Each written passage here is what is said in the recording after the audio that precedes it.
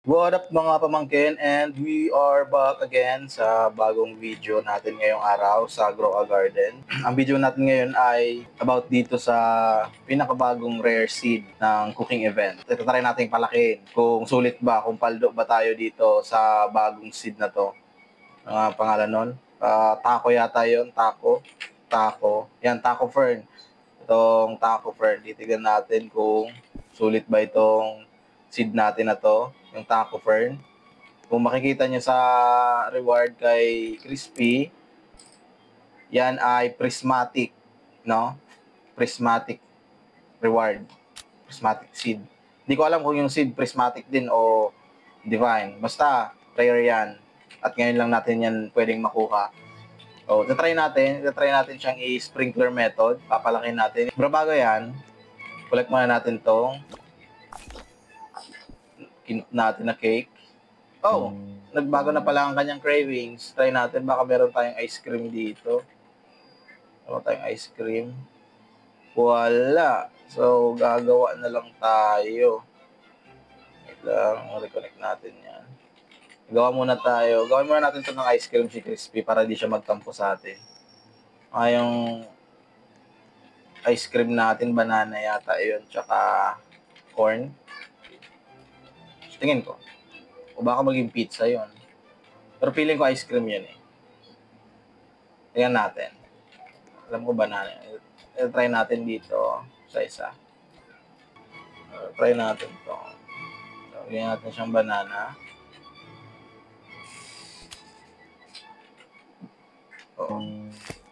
Banana. Tapos corn. Tapos pepper. Sa tingin ko pepper eh. Pepper yata yan.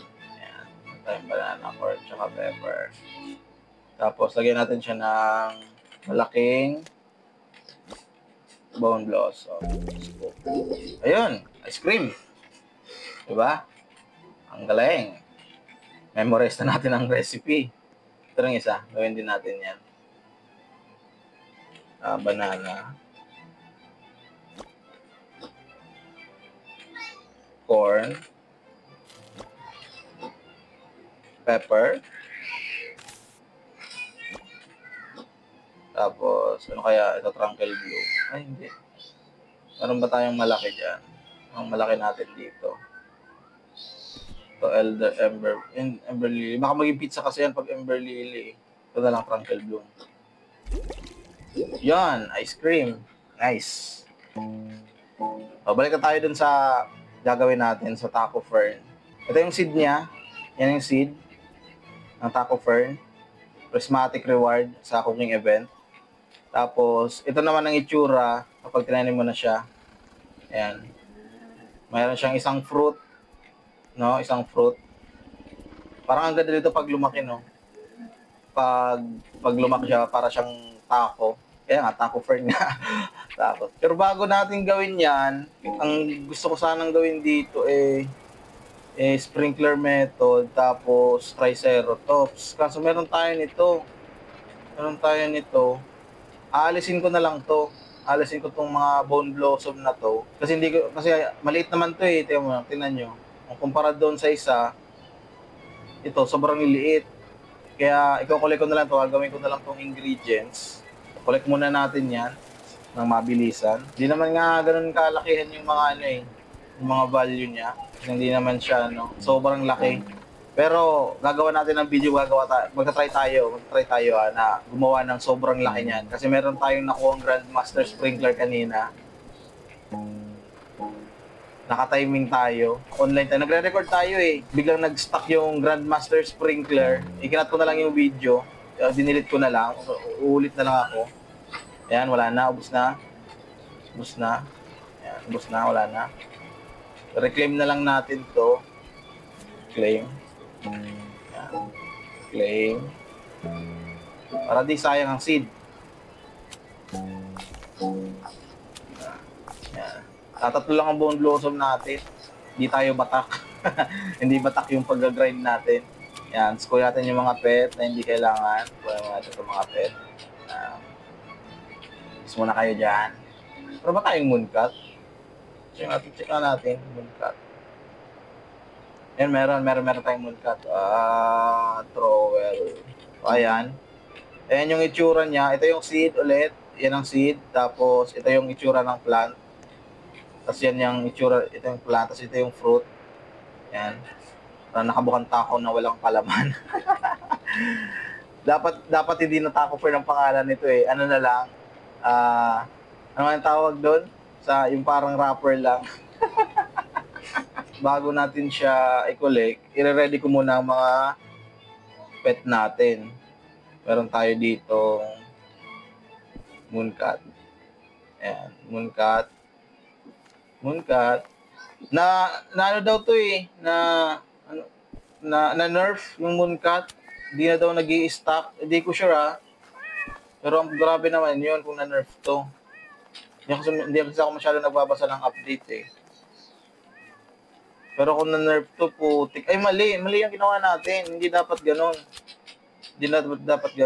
Dapat pala, kasi ang gagawin ko, Triceratops method. So, Triceratops method. Yan. Yan, ganyan pala. Ano ba yan? Sabaw. Lutang na naman tayo. Ayan, Triceratops method. Tapos, i-ready lang natin yung mga mooncat natin. Mga mooncat. Ayan, mga mooncat. Suma to. Simulan muna natin to. Ayan. Simulan natin to. Ayan, kailangan natin yung trowel. Tapos mooncat. Ayan, para mabilis ang paglapag natin. Tignan natin palaki. Subukan lang natin. Mamaya ikakulik ko yung gold na yan. Maganda sana kung hindi gold, no? Para ma-check talaga natin yung pinaka-base niya. Kaso naging gold eh. Ilang minutes na ba? Ayan. 2 minutes. I-cut ko na lang itong video pag malapit na. Ayan, malapit na. Konti na lang. Pag 1 minute 20 seconds, lalapagan natin yung mga mooncat. Ayan, ganyan. Pwede na yan. Okay. Ayan, lapag. Mooncat. Lahat. Op. Yun na. Yan lang. Hanggang lang. 6 lang. Tapos, i-ready na natin ang ating mga sprinkler. Basic. Advanced. Godly. Hanggang master. Wag na muna yung grandmaster kasi isa lang yung grandmaster natin. Gagamitin natin yung sa bone blossom mamaya. Tapos pag natulog yung mooncat, ito trowel natin to. Ready lang natin yung trowel. Ito na, malapit na. Hanapan natin ang pwesto yan. Pangit. Dito. Yan. Basic. Master. Godly. Uy, ba't ayaw?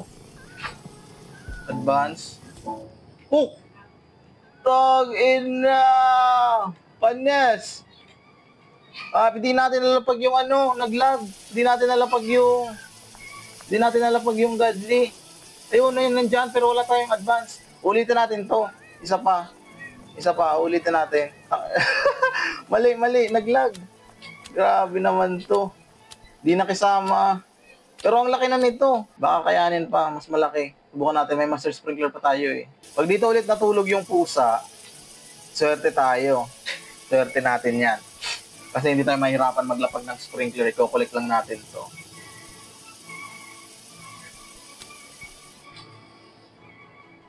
Laki na oh. Tingin nyo. Paldo na ba dyan? One eternity later.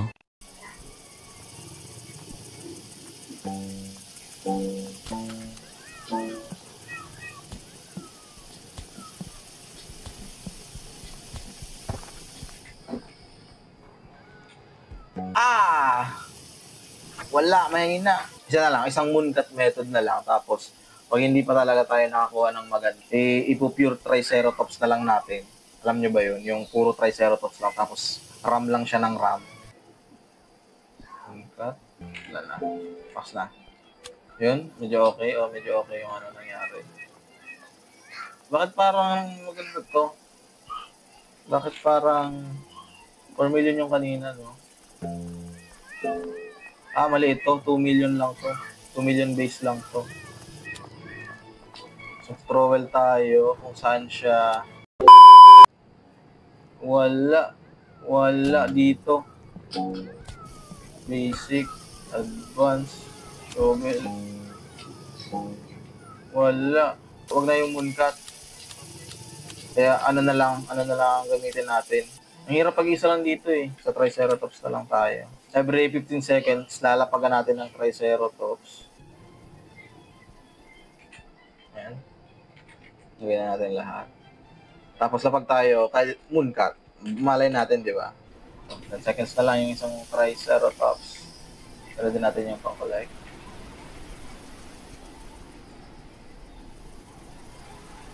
Boom! Maliit.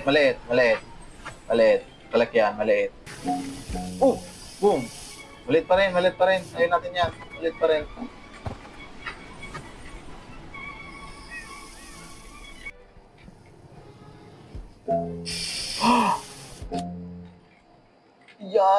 Yan.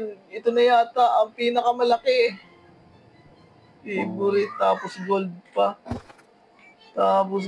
I-trowel na natin to. Bakit ayaw ma-trowel? Isa dyan. Ito ka muna. Isa pa tayo. Isa pa. Mahigitan niya kaya to? Tignan natin. Mahigitan niya kaya yan?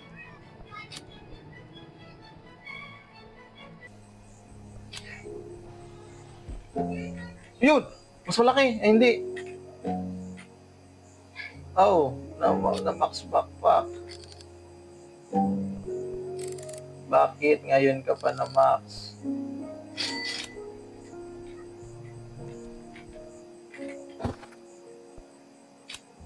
Meron pa tayong 13 seconds.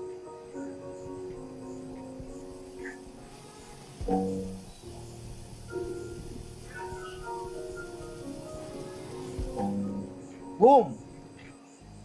Yun, pareho na kalaki. Yun na talaga. Yan wala na tayong ano eh. Yan na yun. Yan na siguro ang max niya. Namunlit kasi, sayang. Natin ang price. Boom, 7 million. Times to ang moonlit, di bali 3.5 ang base nito. So bali, ang ganito kalaki, nag 3 to 4 million base. So tingnan nyo guys, sulit ba to?